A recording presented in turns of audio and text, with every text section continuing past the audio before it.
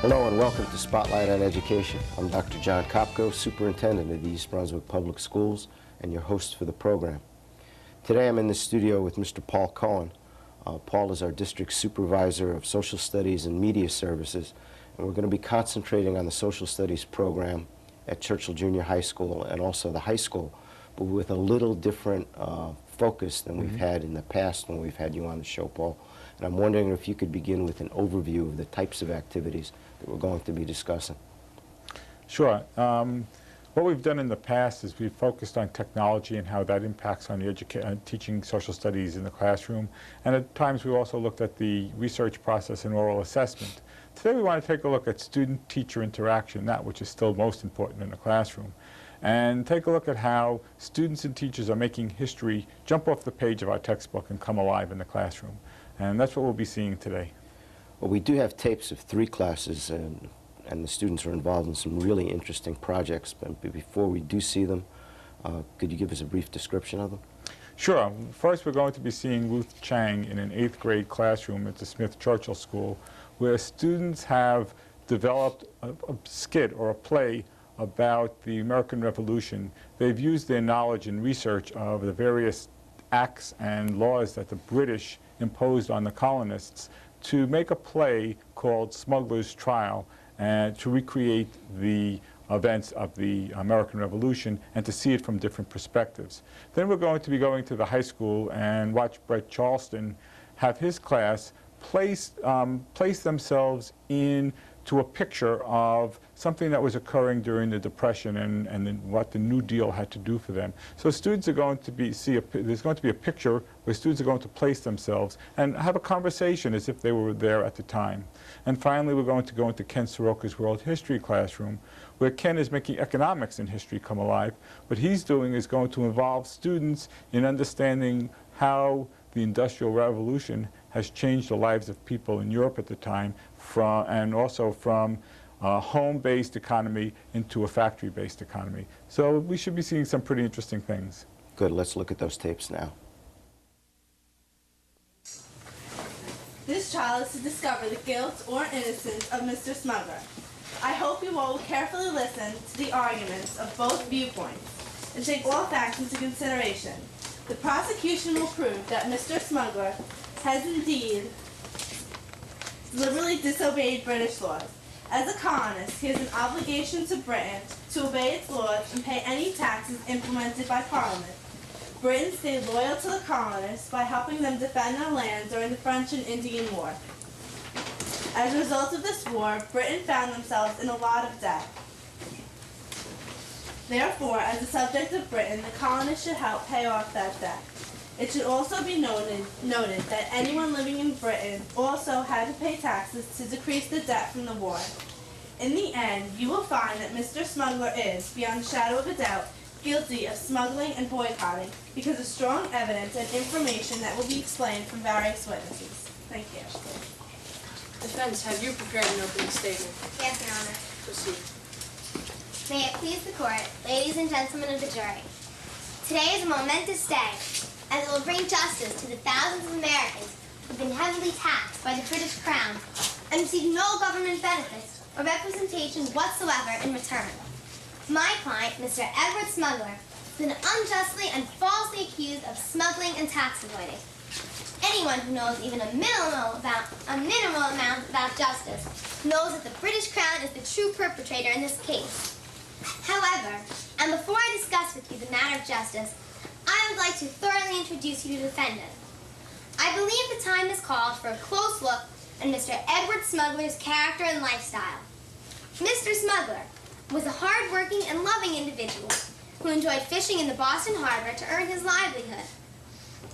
This endeavor earned money to support his wife, Philomena Smuggler, as well as his 9-year-old son, Tommy Smuggler. Often, Edward would take little Tommy fishing with him. After all, it is a father's duty to teach his son how to put food on the table. Unfortunately, in 1775, Mr. Smuggler was no longer able to teach his son how to provide for a family, as the Boston port had been closed as part of the Coercive Acts. This regulation had been authorized by Parliament, in response to the Boston Tea Party. The closing of the Boston Harbor caused Mr. Smuggler to be unable to pursue his livelihood. Do you believe that this is the kind of family that would intentionally violate laws or tax obligations? The Smuggler family is short of money to put food on the table and can hardly be expected to pay taxes as well. In addition, I would like to address the actual meaning of a tax, the main allegation in my client's so-called crime. A tax, by definition, is money that must be paid by a person to help with the cost of governmental programs and funds. This definition baffles me. How can Mr. Smuggler be required to pay taxes if he is prohibited from earning a living which would permit him to pay such taxes? Do you swear to tell the truth, the whole truth, and nothing but the truth? Yes.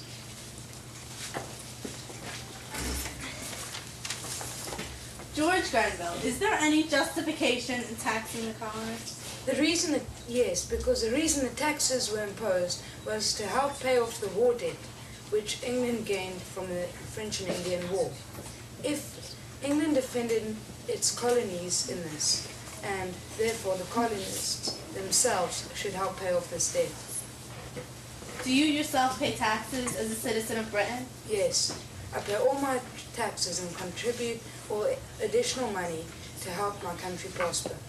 But shouldn't it also be the colonists' obligation to pay taxes too, considering they are still subjects of Britain and should help raise money for the crown?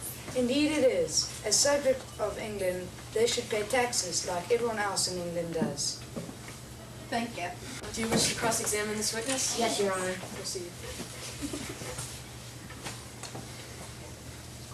Is your name George Grenville? Yeah. Yes, George Grenville. Now you remember, you are under oath right now. George Grenville, yes? Can I call first evidence A to the witness stand? Sure. Can you read this? Obviously, the document. And wait a minute. What is the year? Say 1777, right?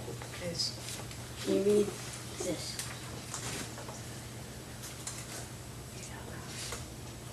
George Grenville, B. October 14, 1712. D. November 13, 1770. Chief Prime Minister of Britain from 1763 to 1765. Now that D represents died, right? Order, order. Represents dismissed from office. D means.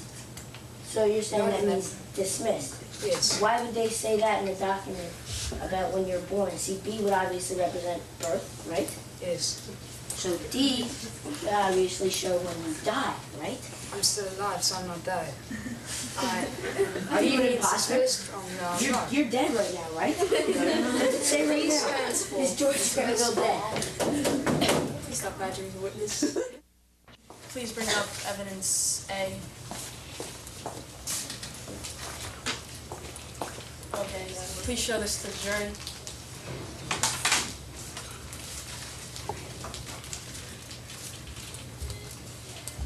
Smuggler products? Just pass it down. So I can pass it around.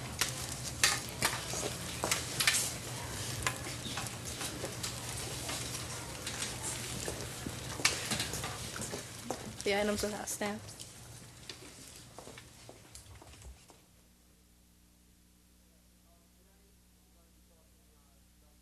Okay, today we're going to be talking about the Depression, and as a class we spent a lot of time talking about a lot of the programs that FDR instituted during the Depression to help the people out.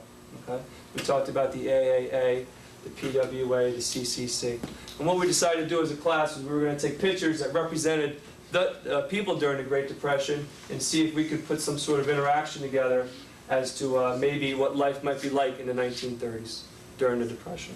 So this group here chose the the GM workers' strike, and we're going to find out maybe what they were saying back in the 1930s, okay? How long do you think we'll be on strike for? Why are we on strike anyway? Because they won't give us what we want. You're right, but my family can't live on nothing. We need money. So what do we want? We want 40 hours a week, including overtime, breaks up, holidays off, workman compensation, better working conditions, able to get raises. I've been with this company for 20 years. Why are they being so difficult? Yeah, they are being. Yeah, why are they being so difficult?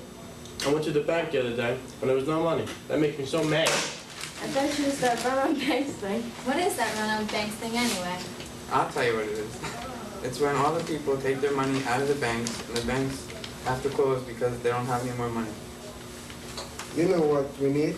Some type of insurance to feel safe to leave our money in the banks. I'm reading about that right now. FDR is making the FDIC, which insures your deposit up to $5,000. That's a really good idea. We should support the FDR about a lot more. He's there to help us. Yeah. Here's a question for you. Are sit-down strikes allowed today? No. No, absolutely not. And why would that not be allowed today? Because they can't be on the property. Exactly, because there would be halting production, and the Supreme Court decided that if they're going to have a sit-down strike, then you need to, or not have a sit-down strike, but have a strike, you need to be off of the property. Okay, so that's a pretty good job. Okay, this group here was talking, is dealing really with during the Dust Bowl, when people from the Midwest, their crops shriveled up during one of the worst droughts in American history, and they went out west to find jobs. And we're going to find out here that this person here lost his home and is living in his car. And his little girl there doesn't even go to school. Okay, and they're trying to find money to maybe get back on their feet again. And I think they're looking to the government for help. This is the picture that this group chose, and we'll see what life was like in California, okay, in the 1930s during the Great Dust Bowl. Okay, whenever you're ready. Give me that newspaper over there. Okay, where? Over there, under the seat. Here, what are you looking for anyways? A job. I can't believe there still isn't any. You know, I wish I could find one. I know, you haven't worked in 6 months. Yeah, my legs have been in the pits. There's really nothing I could do. I wish the government would help me. Well, didn't they try that AAA to help the farmers in the Midwest? Yeah, but it's because of the Dust Bowl. Oh yeah, I heard about that. What was it like? Oh, I think I know. It is when the crop shriveled, the wind started to blow, the soil couldn't hold its place and swirled up in the air.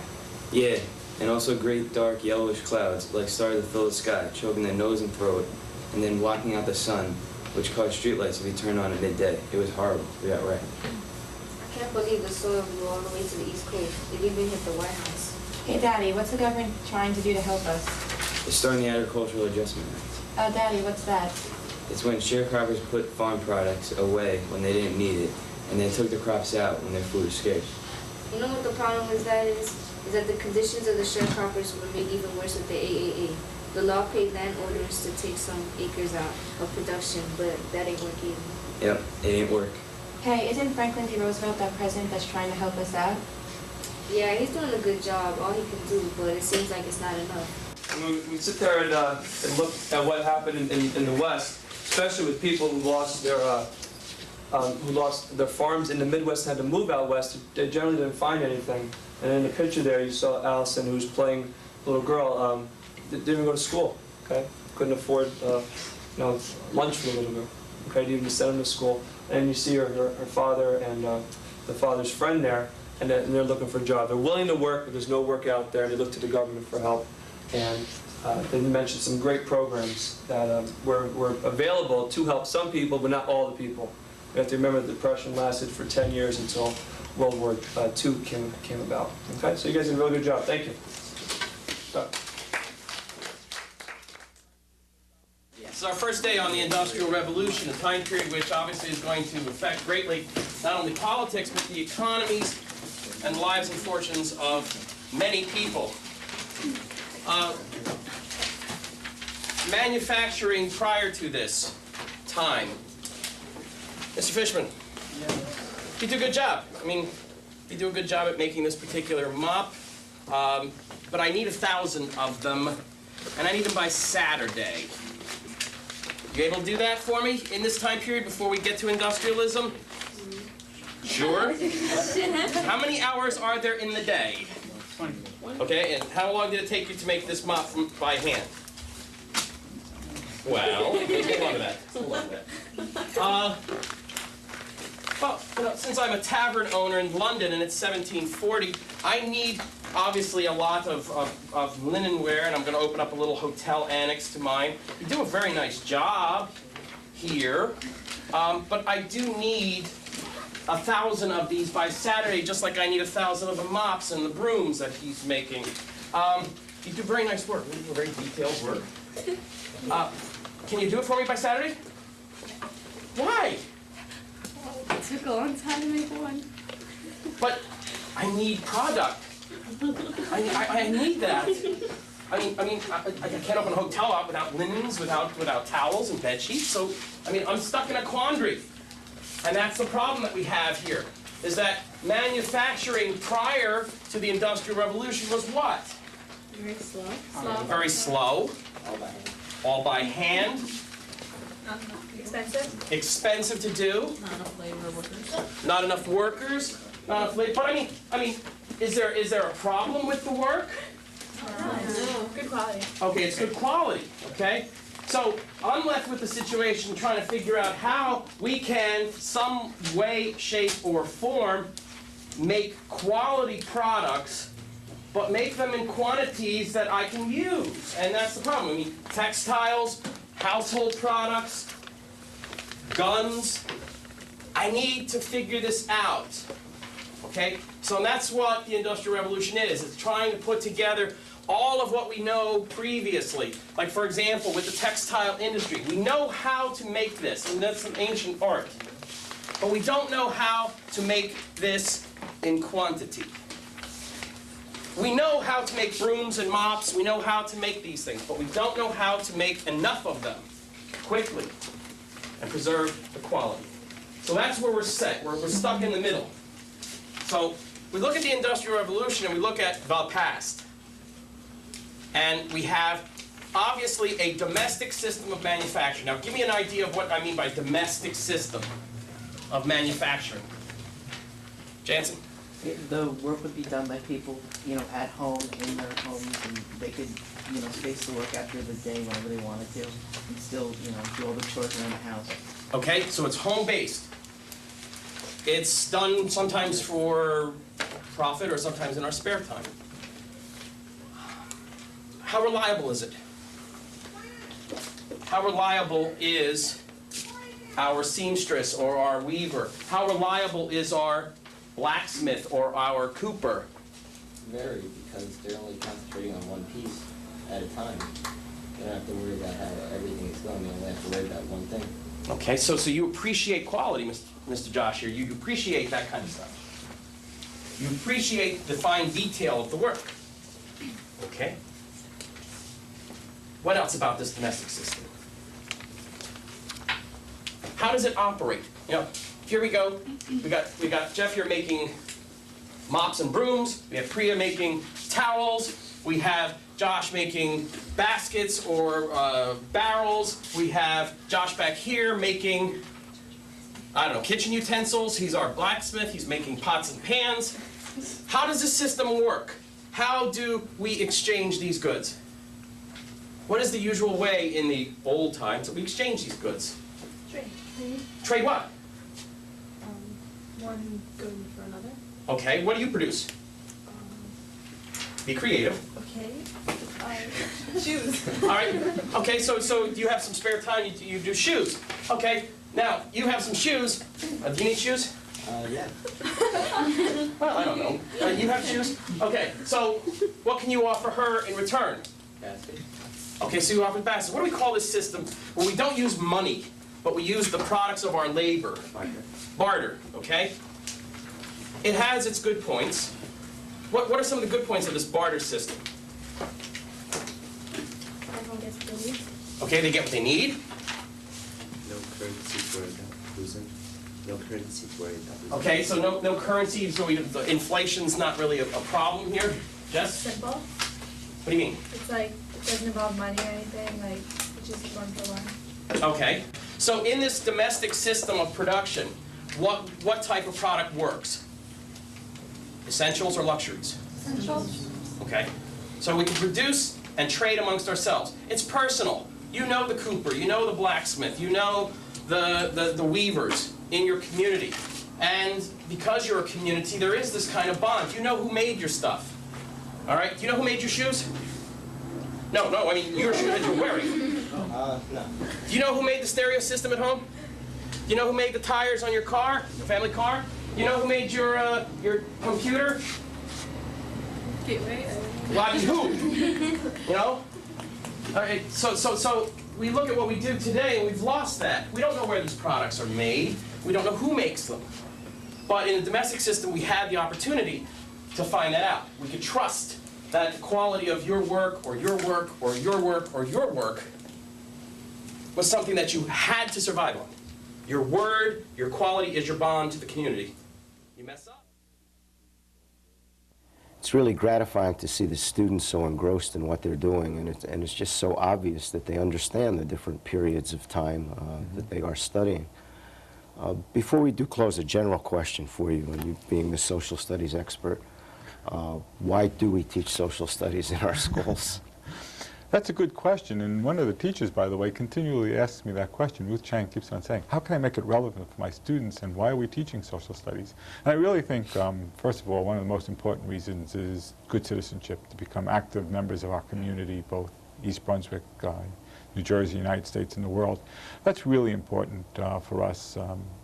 The common good, we have to keep that idea of the common good in mind.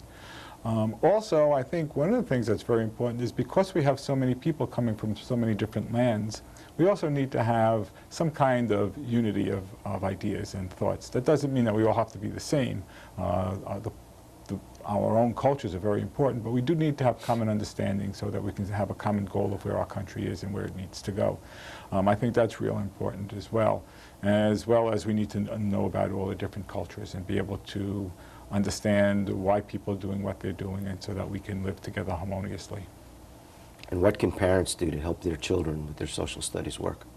That's a really good question, and one of the things is I hope that from this tape that we have today, people will see that history is fun and can be made alive. And I think parents should be talking to students, reading the newspaper with them, or watching television news with them, and talking about the events that are going on, and to have a discussion about that.